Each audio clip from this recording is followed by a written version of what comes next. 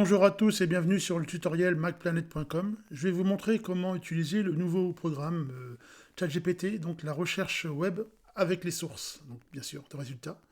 Donc on lance l'application ChatGPT de manière classique. Bien sûr, ça fonctionne uniquement sous Apple Mac Silicon M1, M2, M3, M4 ou bien sous iOS si vous avez l'application ChatGPT. Par exemple, on va supprimer ça, vous allez créer une requête, par exemple. Voilà, on va lui demander, connais-tu le site macplanet.com? On lui pose sa question et on appuie sur le logo, vous voyez le petit globe ici, le globe pour la recherche web. On envoie la requête. Là, il va nous donner ses résultats. J'ouvre ça en plein écran. Et ce que vous allez voir, c'est que non seulement il donne ses résultats, mais en plus il affiche donc les sources. Vous voyez, les sources sont là. Voilà. Donc c'est la nouveauté. Par exemple, je lui demande autre chose. Peux-tu me dire comment créer une clé USB bootable de Mac OS Sequoia? Voilà, par exemple. Bien sûr, on peut parler également avec le mode vocal. Là, je tape le texte, mais bon. Donc là, il nous explique comment créer une clé USB bootable, vous voyez, de macOS Sequoia, toujours la recherche web, en s'inspirant donc des résultats du web. Et il me donne des sources. Et parmi les sources, qu'est-ce qu'on voit? Bien sûr, MacPlanet. On voit les sources vidéo.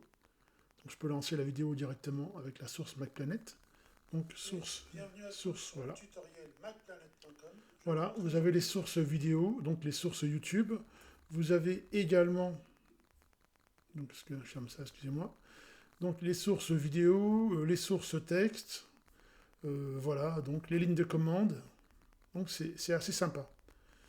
Vous pouvez aussi lui poser d'autres questions. Par exemple, on va le faire en vocal. Donc, toujours allumé, vous voyez, il est toujours allumé en bleu, hein, le module. Hein. Si le module n'est pas allumé en bleu, la recherche web ne fonctionne pas. Donc il faut bien l'activer. Par exemple, donc, on va le faire avec le micro pour changer.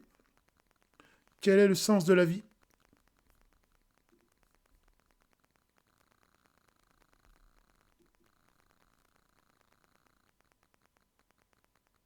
Alors là, il répond à ma requête. Et comme toujours, vous voyez, il me donne des sources. Wikipédia, nos pensées. Voilà. Et donc, tout est sourcé. Et quand j'appuie sur le bouton source, vous voyez, j'ai les diverses sources sur lesquelles il a basé son article. Donc, c'est la grosse nouveauté.